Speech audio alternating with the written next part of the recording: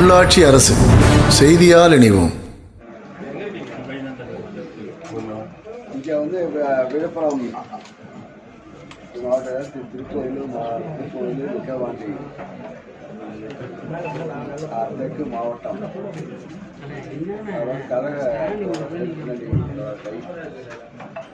சந்திப்பாக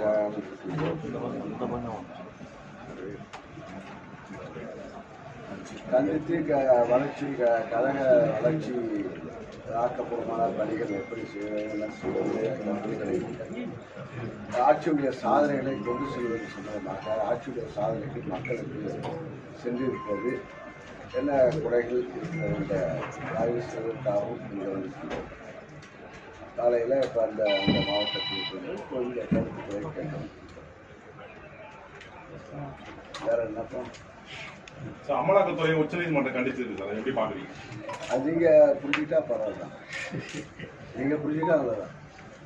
ஏன்னா இப்போ உச்சநீதிமன்றம் தன்னுடைய கண்டனத்தை தெரிவித்திருக்கிறது. அதிகாரத்துக்கு மீறி அமலாக்கத்துறை தன்னுடைய அதிகாரத்தை வருவதற்கு மீறி ஒரு அரசுடைய ஒன்றிய அரசுடைய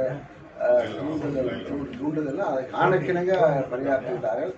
யாருமே குற்றம் உச்சநீதிமன்றத்தில் சொல்லுகிறார்கள். யார் மீது குற்றமோ அவர்களை விசாரிக்காமல் எல்லாத்தையும் அரசை அவளே கண்டித்திருக்கிறார்கள். இது மக்கள் கண்டிக்கக்கூடிய காலம் 26 2026 தேர்தலில் சட்டமன்ற தேர்தலில் மக்கள் கண்டிப்பார்கள். உச்சநீதிமன்றம் கொடுத்து வச்சிருக்கிறது. அவருடைய நடவடிக்கை அவர்கள் கொல்லைப்புறமாக திராவிட முன்னேற்ற கழக சாதனைகளை இது போன்ற வீண் பழியை சுமத்துகின்றார்கள் என்பது உச்சநீதிமன்றம் கண்டித்திருக்கிறார்கள். இது மக்கள் உணர்ந்திருக்கிறார்கள். நீங்களும் கண்டிப்பாக 2026 ஒரு விடிவு காலம் வரும். முதல்வருடைய டெல்லி பயணத்தை எடப்பாடி பழனிசாமி விமர்சனம் பண்ணியிருக்காங்க. அவங்க கட்சி பண்ணணும்னு சொல்றாங்க, ஏதோ சொல்றாங்க. எல்லாம் எதுக்காக போறான்னு ஊரறிஞ்ச விஷயம். இவர் திடீர்னு சட்டமன்றம் நடக்குது. எடப்பாடி பழனிசாமி போன முறை அது திடீர்னு போனது. இது வந்து நிதி கூட்டம் அழைப்பின் பேரில் போயிட்டார்கள். இது வந்து 3 யாரும் கூட போல நிதி ஆயோகிக்கு நிதியை வாங்குவது, நிதிய உரிமையை கேட்பதற்கு, நிதியை வாங்குவதற்கு நிதி உரிமையை நம்முடைய உரிமையை கேட்பதற்காக அவர் செல்கின்றார்கள். இவர்கள் புற வழியாக சட்டமன்றம் நடக்கும்போது அவர் சட்டமன்றத்தில் பேசுவது, பாஜகவை கண்டித்து பேசுவது, அவருடைய அவருடைய அமைச்சரவையில் அமைச்சராக இருந்தார் முன்னாள் அமைச்சர்கள், முன்னாள் நிர்வாகிகள்லாம் பாஜகவை கண்டிக்கிறார்கள்.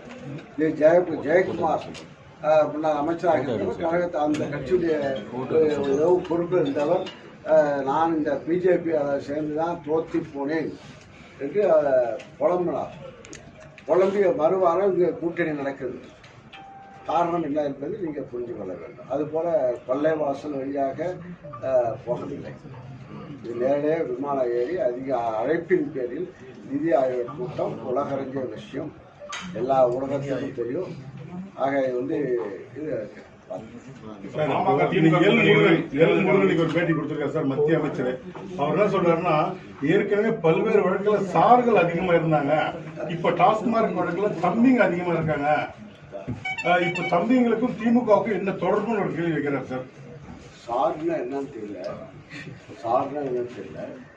தம்பிங்கன்னு தெரியல, அவங்களா பேசிக்கிறாங்க. இது உச்சநீதிமன்றம் நாங்கள் சொல்லணும் இல்லை, உச்சநீதிமன்றம் இப்போ வழங்கி இருக்கிறார்கள். உச்சநீதிமன்றம் தீர்ப்பு வழங்கி இருக்கிறது. ஈடி ஏழு குற்றம் சுமத்தவரை விசாரிக்க வேண்டும், ஏன் ஒரு நிறுவனத்தை விசாரிக்க வேண்டும், ஏன் சிந்திக்க வேண்டும் என்று அவர்களே கொண்டு வைத்திருக்கிறார்கள். அவரே தீர்ப்பு வழங்கியிருக்கிறார்கள். முருகனுக்கு எனக்கு தெரியும், முருகனுக்கு தான் தெரியும்.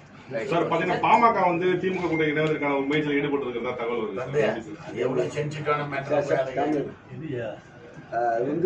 பாமக வராங்க, அவங்க எப்படி கூட்டணி எப்போ எப்படி வேணாலும் அமையும். ஆனால் இப்போ இருக்கிற கூட்டணி இப்போ நிலையான கூட்டணி, இது கொள்கைக்காக இருக்கின்ற கூட்டணி. இப்போ கொள்கையுடன் உள்ள இப்போ வரல, நேற்று வரல, முந்தாள் வரல. இந்த 10-15 ஆண்டுகளமாக இந்த கூட்டணி நிறைந்து கொண்டிருக்கிறது. வலுவான கூட்டணி. இப்போ குமுதம் ரிப்போர்ட்டர் குமுதம் வந்து ரிப்போர்ட்டர் வந்து திமுக எதிர்த்து தான் பேசுவாங்க, எல்லாம் பேசுவாங்க. அவங்களே ஒரு கருத்து கணிப்பை கூட 159 இடங்களில் வெற்றி பெறும் என்று நாங்கள் 234 வெற்றி பெற வேண்டும் என்று தான் இந்த கூட்டத்தை இல்லையா.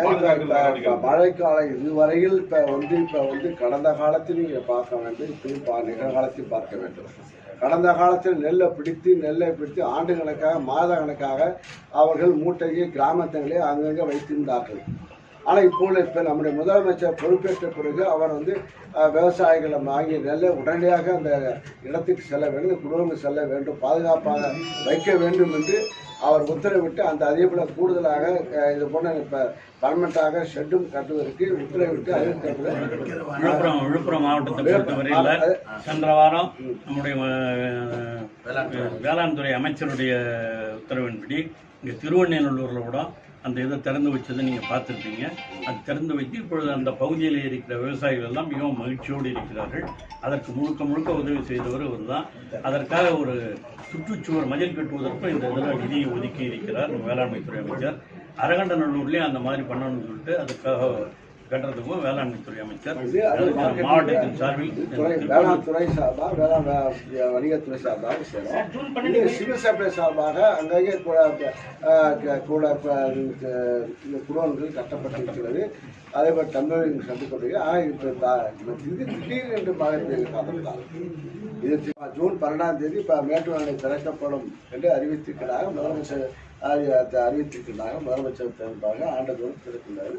அதுக்குரிய நடவடிக்கை எடுத்துக்கணும். அதுக்குரிய வேளாண் துறை சார்பாக முன்னெச்சரிக்கை நடவடிக்கை நாங்கள் எடுத்துக்கொள்ளுவோம், துறையில் எடுத்துக்கொண்டிருக்கணும். அதே போல் தொகுப்பு திட்டம் குறுவை தொகுப்பு திட்டமும் அறிவித்திருக்கிறார்கள். கூடுதலாக இந்த ஆண்டு கூடுதலாக விவசாயம் செய்யக்கூடிய வாய்ப்புகள் அதிகமாக இருக்கிறது. கிட்டத்தட்ட அதுக்குரிய டெல்டா பகுதியில் தான் குறுவை தொகுப்பு வழங்கப்பட்டது. இந்த ஆண்டு நான் டெல்டா பகுதியும் கொடுக்க வேண்டும் என்று உத்தரவிட்டிருக்கிறார்கள். அதனால் அதிகமான விளைச்சல் விளைநிலங்கள் உருவாகும் சூழ்நிலை இருக்கிறது. அதே மாதிரி ஒரு